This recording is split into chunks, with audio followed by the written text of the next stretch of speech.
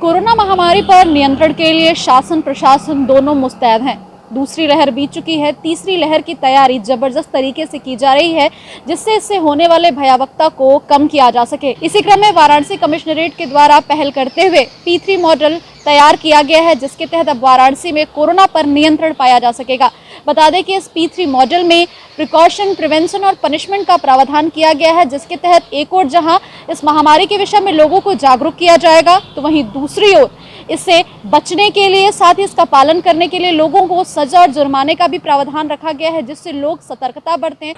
देखिए, corona management के लिए वाराणसी कमिश्नरेट में पुलिस की तरफ से जो हमारा मूल मंत्र रहा है, यानी कि सिद्धांत रहा है, वो P का रहा है। अंग्रेजी के 3 अल्फ़ाबेट्स हैं, PPP। पहला P था प्रोटेक्ट। इस प्रोटेक्ट का आशय ये था कि जो हमारे फ्रंटलाइन वर्कर्स हैं, हमारे पुलिसकर्मी हैं, जिनको क्षेत्र में निकलकर एनफोर्समेंट चलाना था, लोगों को मास्क पहनाने के लिए जागरूक करना था, बहुत सारे ऐसे जो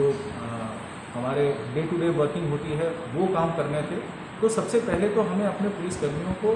कोरोना के संक्रमण से बचाना था। तो ये जो प्रोटेक्ट वाला हमारा P था, उसका आशय ये था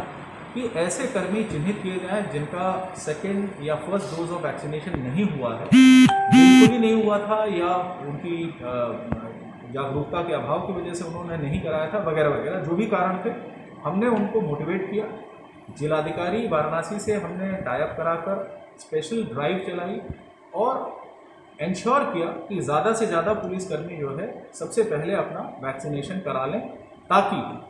chances of getting infected by the corona virus are reduced. तो ये पहला हमारा जो P था वो था प्रोटेक्ट का, यानी कि हम अपने कर्मचारियों को कोरोना के संक्रमण से बचाएं, ताकि हमारा मैन पावर डिप्लीट ना हो और ताकि ज़्यादा से ज़्यादा पुलिसकर्मी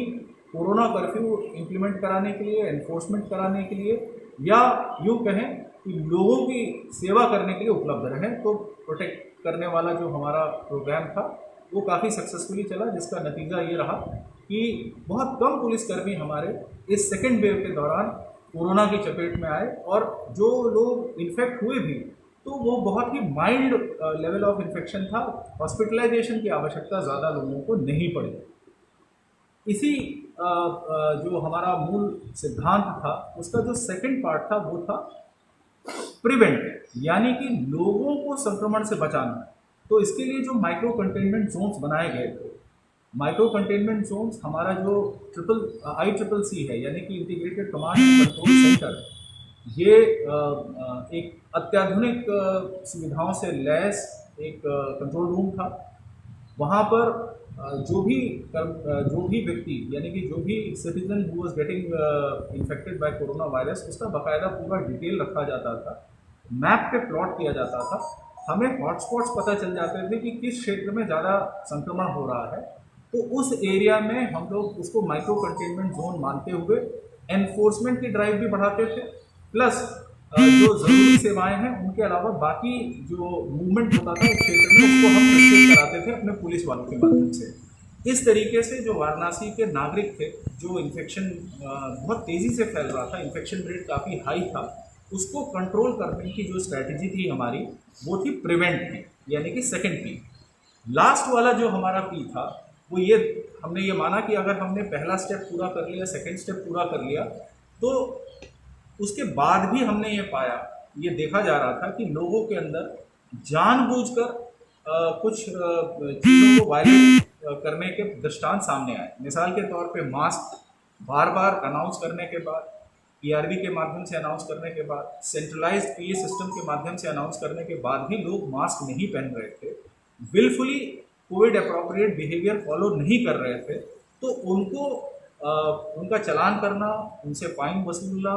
ये हमारा जो थर्ड P था, यानी कि पनिश करने वाला, वो प्लैंक था। इसके साथ साथ जो लोगों ने आपदा को अवसर बनाया, यानी कि जिन्होंने दवाओं की कालाबाजारी करी, या जिन्होंने ऑक्सीजन के सिलेंडर को होल्ड करा, यानी कि उसको ओवरस्टॉक करा, या एम्बुलेंस जहां पर ज़्यादा चार्ज कर रहे थे पेशेंट्स को एक जगह से दूसरी जगह शिफ्ट करने के लिए, उसके लिए बाकायदा हम लोगों ने जिलाधिकारी से टाइप कराकर मल्टी डिपार्टमेंटल, यानी कि उसमें रेवेन्यू सर्विस के ऑफिसर्स को भी इन्वॉल्व किया गया, उसमें मजिस्ट्रेट्स को भी इन्वॉल्व किया गया, उसमें पुलिस ऑफिसर्स को भी रखा गया, कंसर्न डिपार्टमेंट यानी कि एम्बुलेंस के केस की अगर हम बात करें तो उसमें हमने रोड ट्रांसपोर्ट डिपार्टमेंट के ऑफिसर्स को भी उनको टीम में शामिल किया और इस तरीके से 5 अलग अलग एनफोर्समेंट टीम्स हम लोगों ने बनाई और उसका उद्देश्य ये था कि कहीं पे भी ओवर प्राइसिंग ना हो, कहीं पर भी आम जनता के साथ किसी प्रकार का जिसको कहते हैं कि धोखाधड़ी ना हो, आपदा को अवसर बनाने का जो एक कुत्सित प्रयास था उसको हम लोगों ने समय से कंट्रोल करने का प्रयास किया और ये हमारा थर्ड जो सिद्धांत का थर्ड पी था यानी कि पनिश करने वाला। उम्मीद है कि आने वाले दिनों में वाराणसी कमिश्नरेट के द्वारा ये जो पहल की जा रही है वो रंग लेकर के आएगी। प्रतिमा तिवारी, ईटीवी भारत, वाराणसी।